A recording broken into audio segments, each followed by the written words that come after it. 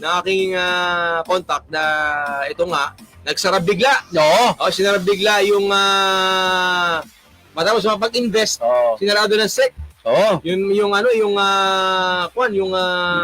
Yung sitaw. Yes, Oo. Dito sa Pilipinas. Kaya maraming mga naggulat at maraming naka-invest na ibit ang pera dun. Yung dito sa Pilipinas. Pero yung alam ko, may sa ibang countries ay tuloy-tuloy pa. Dito lang ata sa Pilipinas. Million daw Oo. Million daw yung scam na yan ha. May mga kaibigan din ako na sumali din dito, no? Dati inalok din ako, pero hindi ako sumali dyan. Pero, yun nga, humingi ng tulong. Tingnan natin nila kung ano ba ang... Hello po sa mga magandang umaga po sa lahat ng buong panig ng bansa ito ha.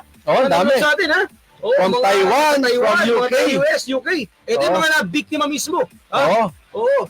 So, atin pong gawin ang ating makakaya, pagtulungan po natin kung paano po ito may paabot at matulungan ang ating mga kababayan na nabiktima ng scam na yan. Yes. Sa ating action abante ngayon. Pilitin natin kausapin ng SEC at iba pang mga ahensya na nakatutok dyan. Sige po, tutok lang po. Pero bago yan! Tambalang wala. Kailangan din talagang pag-isipan natin yung kaligtasan din ng ating mga kabanda dyan, yung dyan sa demolition site na yan. Kaya again, City Hall, bukas po ang aming tanggapan para malaman din natin ang side nyo. Ano yung tamang proseso, yun ang inaalam ng nakausap natin kanina. Dahil lumalabas kasi voluntary dapat. So yung mga hindi nag-volunteer, ano ba yung proseso sa kanila para mas mapabilis, mas maayos yung problema ng both sides para magkaintindihan sila. Okay, partner, meron tayong mga kababayan all over the buong mundo na to nag-aano sa atin. May taga Taiwan, may mga taga Saudi Arabia, taga US, UK na nabiktima ng isang online dropshipping. Nasa US tong ating kakausapin ha. Malaman lang natin yung ginawang allegedly scam. Siguro. Allegedly. Pero yung pagkalam ko, sa Pilipinas lang ang sarado dito. Malaman natin kung paano ba yung modus operandi nung kanilang inireklamo na online na alamin natin. Dropshipping. Anyway, kung ready na ang ating bisita, ready na rin naman tayo. Okay. Alright ha. So, nasa linya po ng ating komunikasyon ang complainant po sa mga complainant. Ito po ay nasa US ngayon si Ma'am Ana Nuzzi. Siya po ay complainant, isa lamang sa maraming complainant versus sa isang online dropshipping company. Nasa US now pero dito sa Pilipinas ang kumpanya. Tama ba? So magandang umaga po mula sa Pilipinas. Diyan po ba sa Amerika ngayon ay gabi na? Tama ba? Magandang umaga po Ma'am Ana Nuzzi, Dolan Castro po at Robert Tan. Kayo po ay live sa Aksyon Abante ng DWAR Abante Radio. Magandang umaga po mula sa Pilipinas, Ma'am Ana Nuzzi. Yes po, good morning po. Yes, Ma'am Ana. Ito po ay gusto namin malaman, ano po ba itong scam na ito laban sa isang online dropshipping na unang natanggap ko pong ako po na text ng ating complaint, unang inyong mga kaibigan na i-forward sa akin itong reklamo sa inyo. Ano po ba itong scam na ito na allegedly ay kayo po ay nag-invest daw tapos bigyan nagsara po sa SEC yung kumpanya? Ganun po ba yan? Paano po bang simula po nito at ano po ang nangyari? Ma'am Ana. Yes po. Kasi po, ang nag-invite po talaga sa akin. Hello po. Opo, go ahead. Go ahead. Okay po. So, ano po kasi ang nag-invite po sa akin talaga is yung friend ko din po. So, bago po ako sumali, nag-research din po ako sa mga YouTube, yung mga sumali na, may mga vloggers din po at mga sikat na personality. Nakikita din po siya sa mga billboard sa labas po, sa mga highway. At chinek ko din po sa SEC na meron po silang license to operate. So, ang platform po is e-commerce. So, nung sumali po kami, hindi po talaga siya scam. Kasi nung bigay po kami ng parang puhunan. So, every mag-o-order po, ang nangyayari po kasi sa proseso po ng platform ng Sitaw, balik kami po yung naglalabas ng pera para magbayad po sa supplier. So pag meron na pong order sa amin, doon pa lang po kami maglalagay ng pera kung kaya po namin, kung afford po namin na i-take po yung order. Kasi kung malaki po masyado yung order at wala pa po kaming budget, hindi po namin siya kailangang i-fulfill. Kasi may iba pong kukuha po ng order. So kunyari po, 100 pesos po ang in-order sa amin at meron po kaming pera, yun po ang ibabayad namin sa supplier. Once po yung supplier is na-delivered na po yung goods sa buyer, saka po babalik sa amin yung pera na binigay po namin kasama po yung profit. So, ito pong company na ito ay nag-start po parang more than a year, almost 2 years na po, na smooth po ang operation. Hanggang sa meron daw pong nag-report na scam siya at investment po siya. So, ang SEC po ay ni-revoke ang license. Pero nag-apply po sila ng appeal dahil hindi nga po siya investment company. Kasi wala naman po kaming hinihintay na parang profit in a certain time. Bumabalik po yung pera based po sa kung kailan po na-deliver yung goods, which is maximum of 21 days po. Ano po yung So, ano po yung goods na ito na binebenta? Ano po ba itong ito po ay mga sporting goods. So, nakalagay na po siya sa platform na ito yung may mga winter goods, sports, you know, yung mga skiing, mga iba-ibang bansa po kasi yung mga umu-order at iba-ibang products po na mga sports po ang binibenta. So, ang pinaka po nila process is kung gusto mo pong maging seller, pipili ka lang po ng minimum na 10 items sa mga binibenta po nila na kaya mo pong pondohan pag may nag-order po sa'yo. Eh kung hindi naman po nila pinipilit na magbenta ka ng magbenta. Kasi nasa seller po yun kung meron ka pong pangbayad sa supplier. Ano po ma'am ang dahilan bakit po isinara ng SEC itong kumpanya ito? Mayroon daw po kasing nag-report na isa po siyang investment scam. Okay. Which is sa amin pong mga sellers na libo-libo, hindi po namin siya masasabing scam kasi nakukuha po namin yung pera namin. Kami po ang nagpa-process ng order at kami rin po ang nagde-decide kung ano po yung kaya namin at kung kailan po namin siya kukunin. Dahil naman nagreklamo. Kaya sinara agad ng SEC. Ganun ba yun? Opo. Pero ano po naging batayan? Ano po naging batayan ng SEC? I'm sure may batayan po ang SEC dyan. But ano pong sinabi sa inyo na batayan? Yun nga po ang problema kasi may mga nag-complain na po, nag-file ng formal complaint po sa SEC. Pag may mga seller po nang nagtatanong, ayaw po nilang sagutin. Kailangan daw po namin mag-file ng complaint na scam po si Sitaw. Which means po na hindi namin masabing scam dahil hindi naman po talaga kami na scam. Ang problema po namin dahil sinara po nila kasi yung kumpanya, yung pera po namin hindi namin ma-withdraw dahil ang sinasabi po ng Sitaw dahil sa revocation, wala pong bangko ang gustong tumanggap sa pera nila. Kaya meron pong mga seller talaga na tinawagan daw po ng bangko at tinatanong kung meron daw po silang hinihintay na perang papasok kasi ibinalik daw po dahil ayaw daw pong tanggapin. Ang sabi naman po ng SEC, wala naman daw po silang binibigay na order na hindi i-release ang pera. Pero sa Sitaw po, ang binibigay po sa aming mga announcement ay inaayos na po sa bangko, may mga process po, may mga tumatawag. So parang every few weeks po, puro ganun po yung sinasabi nila na nade-deny po ng bangko, tapos may bago na naman po silang bangko. Lagi po silang nade-deny. So kami pong mga seller, dahil puro announcement lang po yung natatanggap namin, wala rin pong muka at boses na talagang nagsasabi na yun po yung totoong sitwasyon, doon na po namin na-feel na scam nga ba na hindi namin makuha ang pera? Kasi yung platform po talaga is hindi scam. Ma'am Ana, Yes po. kung okay lang sa'yo mabanggit, magkano na ba ang napasok nyo pong pera po dito sa Sitaw at na hindi nyo po ma-withdraw? Personally po, nasa 600,000 po. So ngayon po merong nakikipag-ugnayan po sa inyo from Sitaw para malaman ano yung mga updates po para Yes malaman. po, nagawa po sila ng Facebook group na hindi naman po kami makakomment na mga sellers kasi ang parang purpose lang po nila is to update us every few weeks po. Mhm. So Tapos yung mga ilan po kayong mga- miyembro lumalabas diyan, ma'am, sa na nagpasok po ng pera?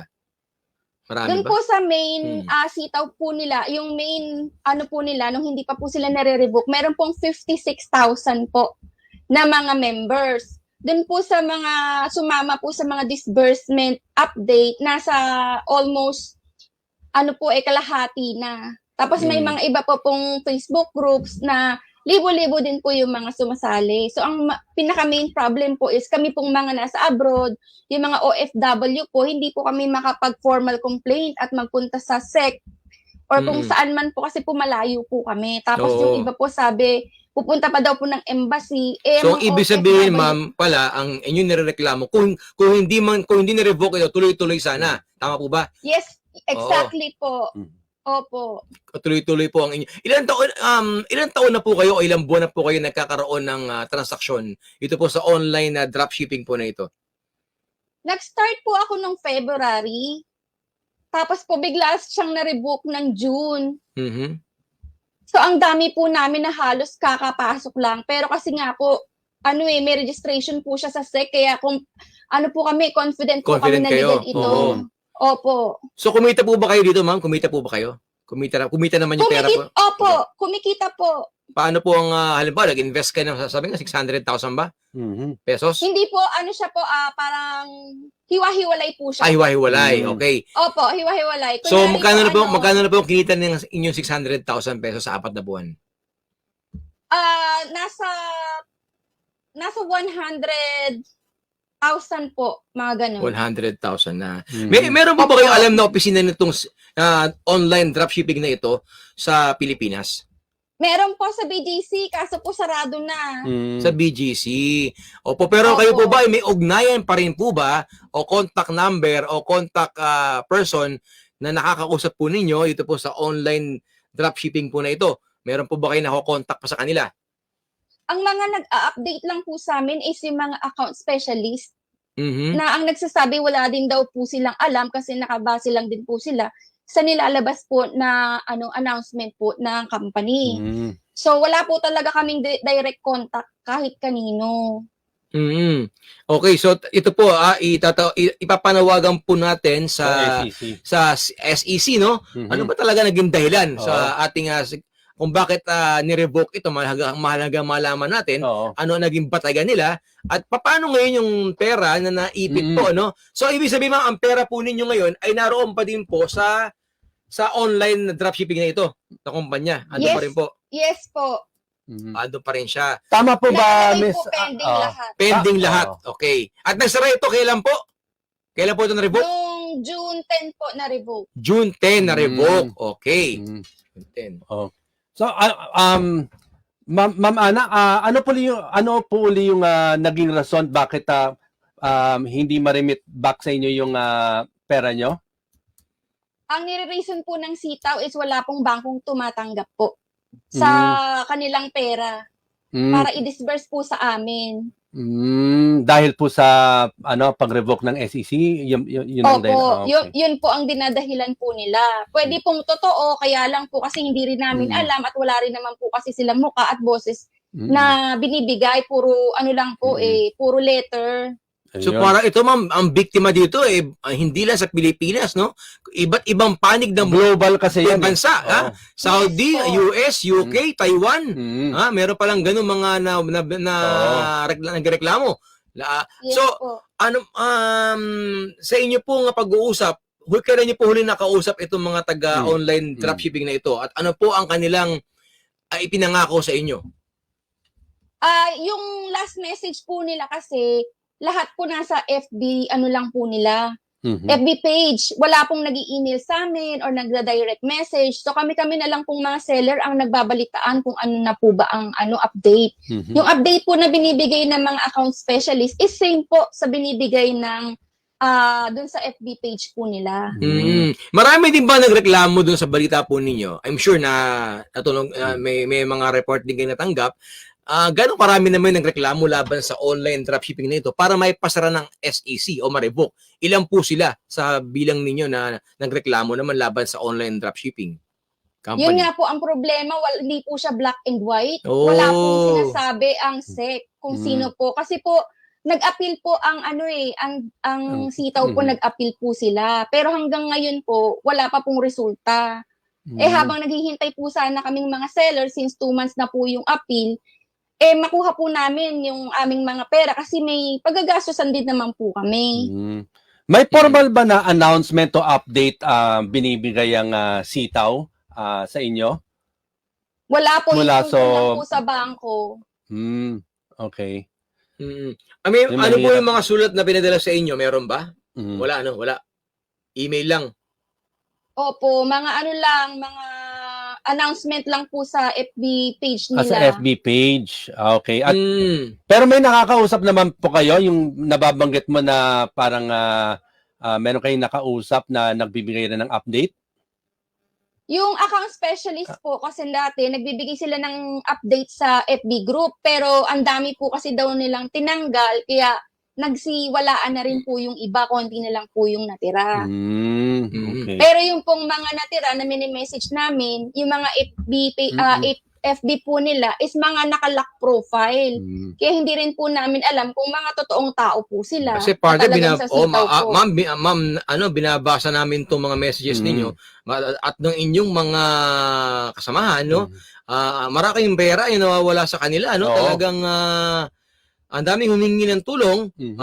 talagang may 250,000, sinasabi dito, sa inyo 600,000. Malalaki yan. May mga malaki yung- million, may mga million, Million pa, no? nakasulat. Oo.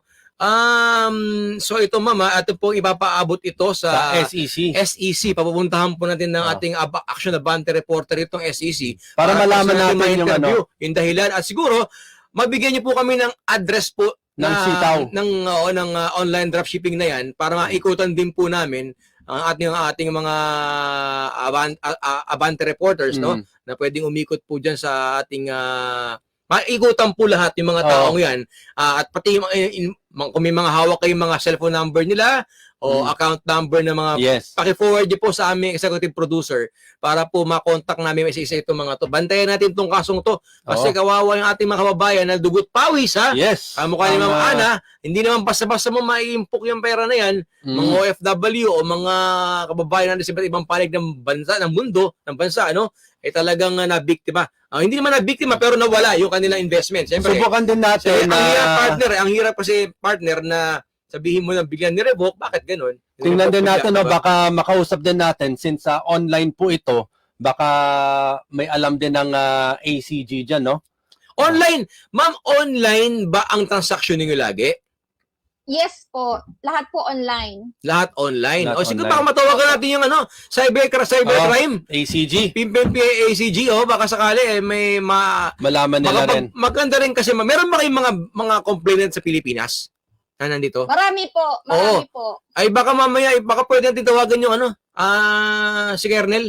Yung PNP anti-cybercrime para may Para malaman natin kung meron silang information. Kung baka may nag-file na ng kaso. Meron ba nag-file na po ng kaso sa laban sa ganyan sito sa kumpanyang ito o sa iba pa? Meron na bang kayo nabalitaan? Hindi ko po sure, pero ang ano po kasi ng mga sellers is ang imbestigahan po ata ay ang SEC. Ang SEC. Kasi sila po yung nag-revoke ng Biglang nag-revoke. sinasabi sa amin. Oo. Opo. At Hindi dahil ko dahil na-revoke, ng hindi na mapadala yung pera. Ganun ba yun? Tama? Yung nangyari po Opo. ba, Miss Ana, biglaan, yung like, paano nyo nalaman na hindi na kayo nakapag-transaction sa sitaw? Nung, si Colonel. Sila nag-send po sila ng email na nag-apologize dahil nga daw po sa merong reklamo sa SEC na na-revoke nga daw po. Tapos, hintayin lang daw po namin bumalik yung mga order. Tapos by July 31, i-withdraw na daw po namin lahat. Oo. Wala po doon sa freezing money. para po i-disperse po after. So, ang pangako po nila is 3% every week. Pero wala po kaming na-receive. Wala pa. Ma'am, Okay. Ma'am, subukan natin tawagan si Lieutenant Colonel J. Guillermo ng ACG. At i-refer din natin kayo sa anti-cybercrime group ng PNP para bukod sa SEC, meron tayong panig ng Para malaman din natin. law enforcement kung ano ba ang dapat gawin ninyo hakbang kasi mahirap maganda rin na meron kayong dokumento. Ano ba? Meron ba dapat kasuhan? Meron ba dapat na nag-intervene ang PNP natin? Di ba? Mas maganda po yan para malaman natin kung ano ba yung at kaugnay niyan. Ready na ba? Okay. Ready na. Sa linya po ng ating komunikasyon, Ma'am Ana at mga kaabante sa buong mundo si Lieutenant Colonel J. Guillermo ng PNP Anti-Cybercrime Group. Magandang umaga po, Lieutenant Colonel J. Guillermo, Dolan Castro po ulit, at Robert Tan. Live po kayo sa Action Abante, sir. Pero magandang umaga din po. Ayan, good morning, sir. Salamat, sir, sa pag-action, pag-take po ng aming call. Sir Jay, ito po kasi ating mga complainant, marami po ito mula sa iba't ibang panig ng bansa. Meron taga-Saudi, mga kababayan natin, meron taga-UK, US, at saka taga-Taiwan, at sa Pilipinas, meron din po, no? Meron silang nireklamo na nirevoke po ng SEC, yung isang online dropshipping company, itong Sitaw. nirevoke nila yung lisensya o yung pag-negosyo nito at naipit po yung pera. Milyon pong pera ng ating mga kababayan sa buong mundo ang na-hold po dito at wala na sila makuha sa kumpanya dahil sa pagkaka-revoke ng SEC. Meron po ba kayong mga natanggap na reklamo tingil po sa ganitong sitwasyon? Ito pong anong partner? Ano yan? Yung kumpanya nila? Sitaw. Oo. Meron na ba kayong nabalitaan na hinggil po dito, Colonel? Wala pa tayong complaint po na ganyan. Wala pa rin po. Wala. Oo. Kasi po yung Colonel, sabi namin ay maganda rin po na makipag-ugnayan sa ating PNP, yung ating mga nabiktima dito sa Pilipinas at ibang bansa. Kasi po, ang dahil po ng online din po kasi ang kanilang transaction daw ng pera. At dahil tiwala sila, sige ma'am Ana, kayo na naman magkwento kay Sir Jay. Ano po ang reklamo ninyo? Yes po, ang reklamo po naming mga seller ay hindi po namin makuha yung amin pong mga pinasok na pera po na pang bayad po sa mga supplier para po sa mga nag-order sa amin. Ang sabi po kasi ng Sitaw is hindi po nila ma-disperse dahil po wala pong bangko ang gustong tumanggap simula po nung na-revoke po ni SEC ang kanilang lisensya. Colonel, ano po mapapayo nyo sa kanila, Colonel J? Ano po ang maganda natin maiya sa ating mga kababayan na ito na naipit po ang pera sa pagkaka-revoke ng SEC sa kumpanya na kanilang Pwede po sila mag-file ng sa SEC. Sa SEC mismo. Opo, kasi sa PNP wala na po kasi kaming dyan dahil recovery na po ng pera yan. Okay, sa SEC na po talagang Kung SEC ang nagpasara doon sa kumpanya, doon sila mag-file na merong transaction na ganyan para sila uutusan yung kumpanya na bayaran sila kahit sabihin nilang hindi sila tinatanggap ng bangko, may obligasyon po sila. Ayun. Okay. Alright, so sa hanay po pero pag nagdemanda na po sila, pwede po mag-intervene ng ating PNP, no? Kung sakasakali. Ay, hindi na po kasi Hindi civil na. case na po. Civil case na. siya. Okay. Recovery na po ng pera yan. Recovery ng pera. Okay, so maganda pala. At Si SEC. At least meron tayong magandang hakbang na makagagawa at talagang SEC ang tututok dito sa kasong ito. Maraming salamat, Colonel. Thank you very much, Guillermo. Sige po. Thank you, Colonel. So ayan, Ma'am Ana. So ang suggestion ng ating PNP Anti-Cybercrime, Mag-file ng complaint sa mag-file SEC. na ng formal complaint sa SEC. Pero pupuntahan din natin po bukas ang ating SEC para po malinawan kung ano po ba yung sitwasyon, bakit po ni-revoke nila at kung ano pa, paano mababawi. At kung may nakikinig po mula sa Securities and Exchange Commission, bukas po yung aming tanggapan. Ayan. Para makausap kayo, para malaman din natin ang punot dulo nito, bakit nga na-revoke yung lisensya ng Sitaw para mag-operate dito sa Pilipinas, para naman na magkaroon ng linaw ang ating mga kaabante na malaking mga perang pinasok po dito at inaantay Oo, nila tingnan na mo. ma-remit sa kanila. Nakakalungkot, Kawawa naman, no? Sige po, Ma'am Ana, ito po, papatulungan po namin kayo. Papatutukan po natin Yes ito. po. Bukas po, pupuntahan natin ang ating Action Abante reporter dyan para sa SEC, para malinawan po, makuha po ang panig nila no dito sa kasong Okay. ito. At nang mabigyan po ng linaw at kasagutan kung kayo ba ay anong dapat gawin. Kasi Yes. hindi na po pwede na wala na yung mangyayari sa pera ninyo. Oo, Sinong hahabulin pwede. ng mga taong to? Yes. Ng ating mga kababayan, sinong hahabulin nila? Okay. O para Sir. malaman nila. O, si Ma'am Ana, go ahead. Yes po, may submit na po ng formal complaint, 3 po. Yung 2 po is naimbitahan na po ni SEC. Okay, ano Nakausap nangyari? Nakausap na po ni SEC. Pero ang gusto po kasi ni SEC na mangyari is file po kami na scam po si Sitaw. Hindi naman po magawa ni mga seller kasi hindi naman po talaga kami na-scam. Okay. Mm-mm. Sige, kailangan talaga Sige po, natin na kailangan natin talaga matawagan ng SEC. Para malaman natin ang panig nila. Kung ganyan binabanggit ninyo, malaman natin kung paano makapagtulungan. Kasi importante naman dito, mabawi ninyo yung inyong pera. Tama po ba? Yes Tama, po. Kuha tama. ninyo yung inyong Yes pera.